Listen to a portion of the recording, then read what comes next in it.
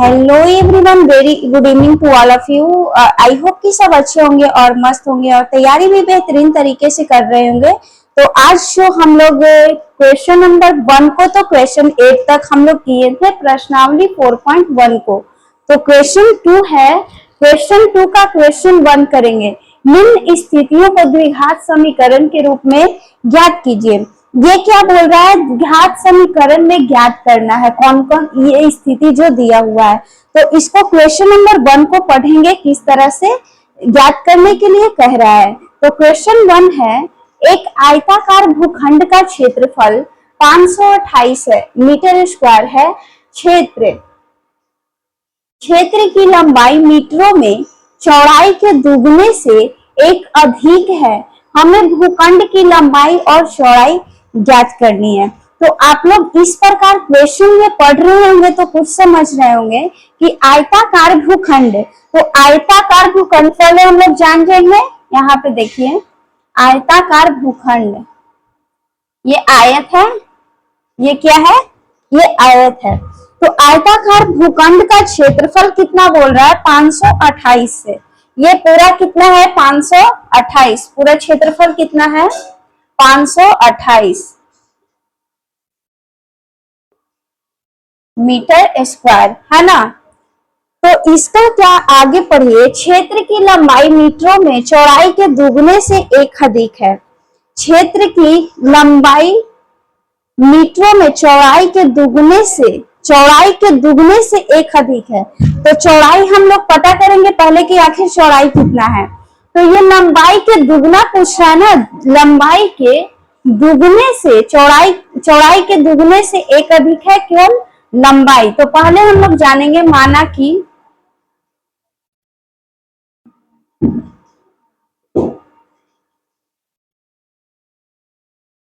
कि चौड़ाई बराबर, पहले चौड़ाई को जानेंगे,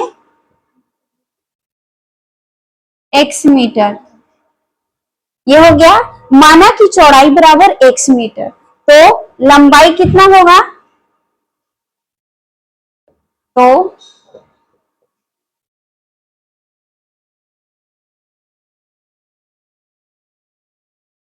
लंबाई बराबर क्या है, लंबाई मीटरों में चौड़ाई के दुगने से एक अधिक है। चौड़ाई कितना है, ये x है, तो यानी कि दुगना पूछ रहा है तो 2x, ये हो गया।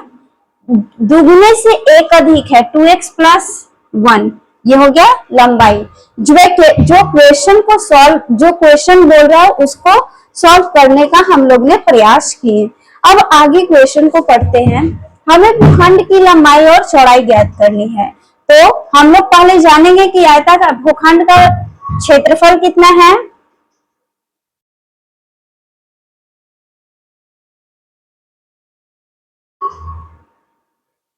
भूखंड का क्षेत्रफल बराबर कितना है, 528। ये भूखंड का क्षेत्रफल हो गया। तो इसको अब आयताकार भूखंड, यानी कि क्षेत्रफल का फॉर्मूला क्या होता है, लंबाई गुना चौड़ाई। तो लंबाई कितना है, लंबाई है 2x प्लस 1 और चौड़ाई कितना है x। तो ये दोनों को गुना करेंगे। तो क्षेत्रफल का फॉर्मूला होता है लंबाई गुना चौड़ाई। ये हो गया आयत के क्षेत्रफल का फॉर्मूला। तो लंबाई कितना है 2x और प्लस का 1, ये हो गया 2x प्लस का 1, इसको इंटू x, लंबाई गुना चौड़ाई x बराबर में कितना है 528, ये हो गया। अब इसको गुना करेंगे 2x इंटू 2x, तो कितना हुआ 2x स्क्वायर, ये हो गया 2x into 2x, 2x square और प्लस का ये कितना हुआ 1 इंटू x, यानी कि x, और ये कितना है 528। तो 2x स्क्वायर प्लस का x, ये प्लस में है तो इधर आएगा, तो माइनस का 528 बराबर का 0। तो ये हम लोग क्या निकाले थे, क्या क्वेश्चन बोल रहा था कि स्थितियों को द्विघात समीकरण में निरूपित करिए। तो क्या यह द्विघात समीकरण, इतना हम लोग को निरूपित कर लिए। तो ये आंसर पहला था। इस प्रकार हम लोग 2x square plus x minus का 528 द्विघात समीकरण को निरूपित करनी है। तो क्वेश्चन नंबर 1 इस प्रकार बनेगा। तो यहाँ लंबाई पूछ रहा है और चौड़ाई पूछ रहा है। तो ये चौड़ाई कितना है x और लंबाई कितना है 2x प्लस का 1 और ये बीच में डाल देते हैं इसको क्षेत्रफल, ये पूरा क्षेत्रफल है ना 528 मीटर स्क्वायर, ये हो गया आयत का इस पर। तो अब क्वेश्चन 2 का क्वेश्चन नंबर 3 बनाएंगे। तो क्वेश्चन नंबर 3 को पढ़िए। रोहन की माँ उससे 26 वर्ष बड़ी है, उनकी आयु वर्षों में गुणनफल अब से 3 वर्ष पश्चात 360 हो जाएगी। हमें रोहन की वर्तमान आयु ज्ञात करनी है। तो पहले हम लोग जानेंगे कि रोहन की माँ उससे 26 वर्ष बड़ी है, तो रोहन कितना होगा। तो पहले हम लोग जानेंगे रोहन, माना कि रोहन की आयु, माना कि रोहन की आयु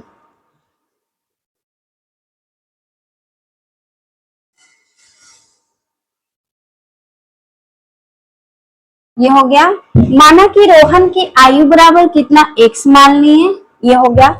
तब तो रोहन की माँ उससे 26 वर्ष बड़ी होगी, यानी माँ कितनी बड़ी होगी, माँ रोहन की माँ बराबर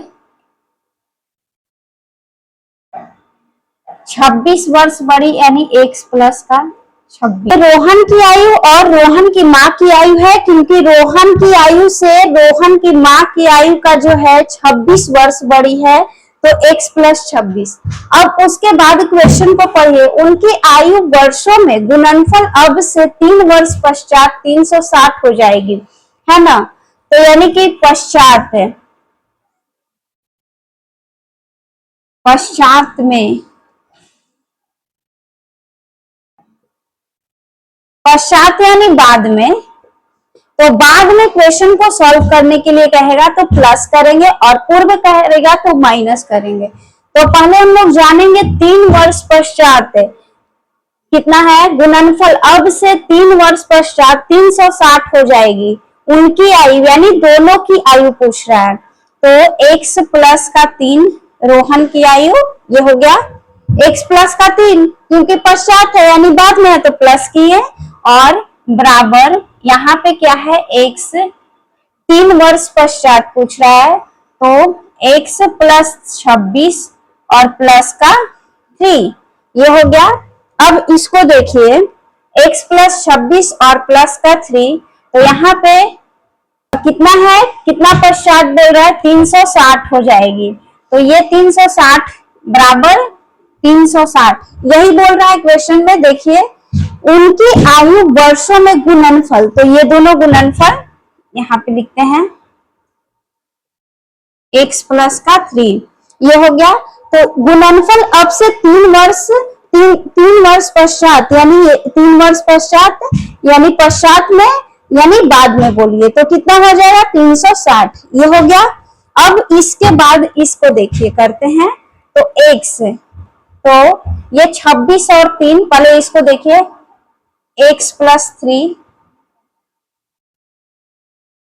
x प्लस 26 प्लस 3 कितना हुआ 29 और बराबर का 360, ये हो गया।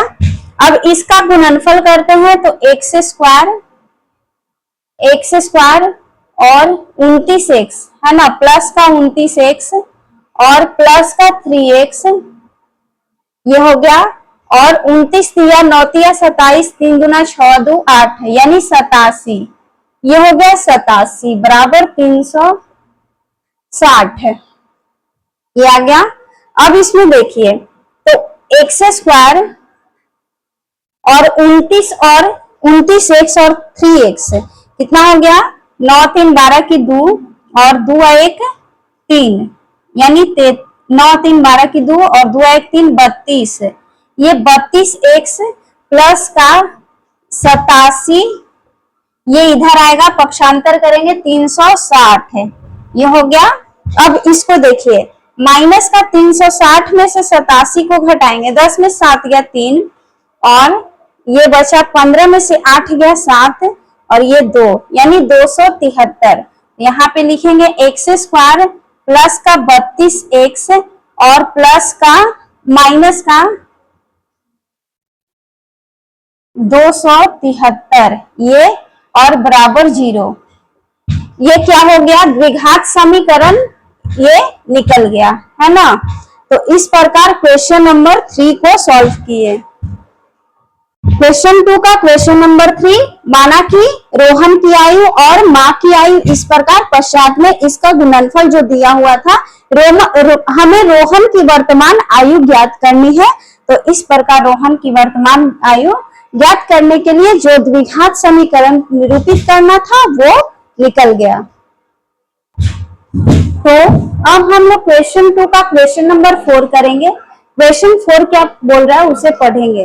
तो एक रेलगाड़ी 480 किलोमीटर की दूरी समान चाल से तय करती है। यदि इसकी चाल 8 किलोमीटर प्रति घंटा कम होती तो वह उसी दूरी को तय करने में 3 घंटे अधिक लेती, है ना। हमें रेलगाड़ी की चाल ज्ञात करनी है। तो पहले हम लोग जानेंगे एक रेलगाड़ी की दूरी कितनी है, 480, समान चाल से तय करती है। तो पहले हम लोग रेलगाड़ी की चाल, तो चाल को जाने के लिए माना कि रेल गाड़ी की चाल बराबर, है ना। माना कि रेलगाड़ी की चाल बराबर कितना है, 4x मीटर, इसको मान लिए। यहाँ पे रेलगाड़ी की चाल कितना माने, x। तो रेलगाड़ी की दूरी कितना है, दूरी बराबर कितना है, 480 किलोमीटर। ये तो दूरी दिया हुआ है। तो चाल बराबर क्या समय बराबर क्या होता है, जो यहाँ समान चाल से तय कर रही है इसकी चाल की कम होती है 3 घंटा, यानी कि समय बराबर क्या होता है, दूरी बटे चाल। तो यहाँ पे लिखेंगे समय बराबर दूरी बटा चाल। ये हो गया, दूरी कितना है 480 और चाल कितना है x, ये हो गया। तो अब हम लोग, ये T1 है, ये T1, ये शर्त 1, इसको शर्त 1 भी कहेंगे, और T1 यानी समय, ये हो गया। अब T2 ज्ञात करने के लिए आगे क्वेश्चन को पढ़ेंगे। यदि इसकी चाल 8 किलोमीटर प्रति घंटा कम होती है ना, किसकी चाल, जो चाल कितना है x से, ये x की चाल 8 किलोमीटर प्रति घंटा कम होती है, वह उसी दूरी को तय करने में 3 घंटे अधिक लेती है, वो बोल रहा है। तो इसको कम करने के लिए पहले ये T2 यानी दूरी बटे चाल कितना हुआ, 480 बटा का, यहाँ पे कम पूछ रहा है चाल, तो x माइनस का 8 है, शर्त 2, इसको शर्त 2 बोलेंगे।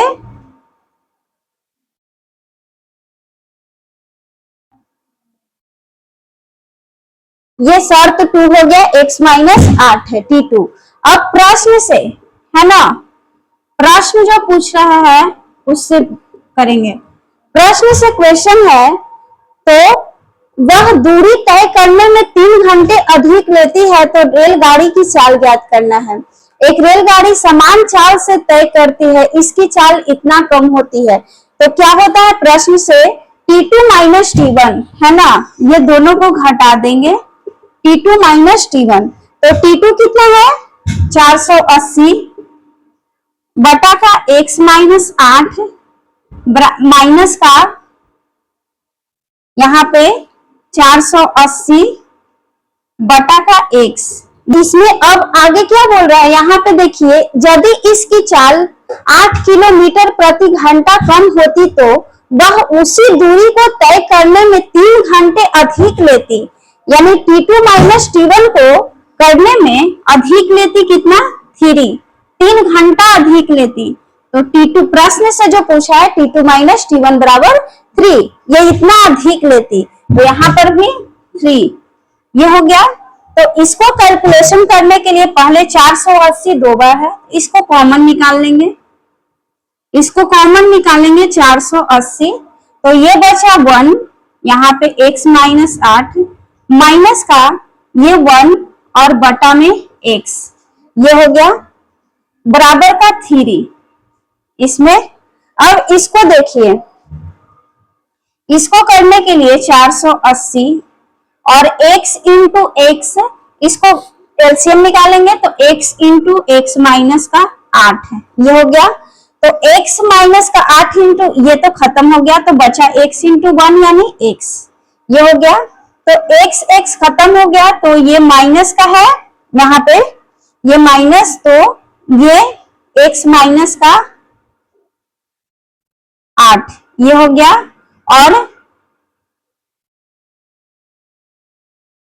और ये बराबर 3, इसको कर लिए 480। तो अब इसको 480 को इधर लान देंगे तो कितना बचा, बराबर x माइनस एक्स माइनस 8, ये हो गया x इंटू एक्स माइनस 8, ये हो गया 480 यानी 3 बटा में 480 इसका। अब इसको तिरछा तिरछी गुना करेंगे, तो पहले इसको देखेंगे, तो इसको यहाँ पे देखने के लिए x और x माइनस, ये तो इंटू में है, ऊपर ऊपर तो कट नहीं सकता, तो x और यहाँ पे इसको ब्रैकेट को हटा देते हैं, यहीं पे काट देते हैं, तो क्या हो जाएगा x और x, ये तो खत्म हो गया, माइनस x और x, तो बचा क्या 8 है ना। तो 8 इंटू 1, तो यहाँ पे x खत्म हो गया, तो ये माइनस माइनस क्या हुआ प्लस, यानी 8 बटा का x इंटू एक्स माइनस 8 और बराबर 3 बटे 480, ये हो गया। इसको ऊपर लिखते हैं, इसको मिटाते हैं, देखिए तो वहां पे x काट दिए तो ये ऐसे था, तो x निकाले तो x खत्म हो गया, जैसे देखिए यहाँ पे करते हैं x माइनस एक्स और minus plus minus minus plus यानी प्लस का 8 कर दिए, उसके बाद x और x माइनस 8 ये हो गया बटा 3 बटा 480, ये हो गया। x खत्म ये कर दिए, तो बचा 8 x माइनस 8 3 बटे 480। अब इसको कैलकुलेशन करना है, ऊपर तिरछा तिरछी गुना करना है, तो चलिए आते हैं तिरछा तिरछी गुना करेंगे। तो पहले इसको x इंटू एक्स, तो इसको 1 x इंटू एक्स, जैसे ये है x माइनस 8 बटा 8 और 480 में 8 से गुना, 0 8 64 64 4 8 चौको 32 32 और 6 यानी 32 और 6 38 है ना, यानी 3840, ये 3840 हो गया। अब इसको देखिए 3 यहाँ पे क्या है x इंटू एक्स, तो यहाँ पे डायरेक्ट लिख देते हैं x 1 by x into x यानी एक्स स्क्वायर माइनस का 8, तो अब यहां से करते हैं बराबर का 3x स्क्वायर और माइनस का 8 तिहाई 24 और बराबर 3840, ये हो गया। इसको कैलकुलेशन कर लिए तो 8x एक्स स्क्वायर और यहाँ पे 8 इंटू एक्स एक्स, और यहाँ पर भी तो करेंगे ना, यहाँ पे देखिए x, क्योंकि यहाँ पे गुना किए हैं, तो गुना करके अब इसमें देखिए 3x स्क्वायर और माइनस का 24x, तो यहाँ पे आ गया बराबर 3x स्क्वायर माइनस का 24x, और ये यहाँ पे क्या है बराबर है, बराबर में 3840, तो इधर करेंगे पक्षांतर में, तो ये माइनस का 3840 और बराबर 0। ये इसको चाहेंगे तो और तोड़ भी सकते हैं, आप लोग करके देखिए, एक्स स्क्वायर 3 को कॉमन ले सकते हैं और इधर इसका 3 से कर सकते हैं। जैसे देखिए यहाँ पे 3 को कॉमन लिए, ऐसे एक्स स्क्वायर माइनस 24, तो करिए 3 यानी 8 तिहाई 24 8x और 3 में इसको करिए 3840 से, तो 3 और 8 यानी 3 गुना का 6 2 और यहाँ 3 8 24, ये हो गया, यानी कि 1280 है ना। तो माइनस का 1280 बराबर 0, ये हम लोग का द्विघात समीकरण प्रूव्ड हो गया इस प्रकार। तो जो क्वेश्चन 2 था, ये क्वेश्चन 2 का क्वेश्चन 1 to 4 इसमें क्वेश्चन था जो हम लोग आज सॉल्व करने का प्रयास किए और अच्छे से सीखने का भी प्रयास किए हैं। तो आज का क्लास यहीं पे समाप्त होता है। आई होप कि आप लोग को वीडियो अच्छा लगा होगा, और वीडियो अच्छा लगे तो वीडियो को लाइक करके चैनल को सब्सक्राइब कर लीजिएगा। मिलते हैं नेक्स्ट वीडियो में, तब तक के लिए ठीक है, बाय बाय एंड धन्यवाद।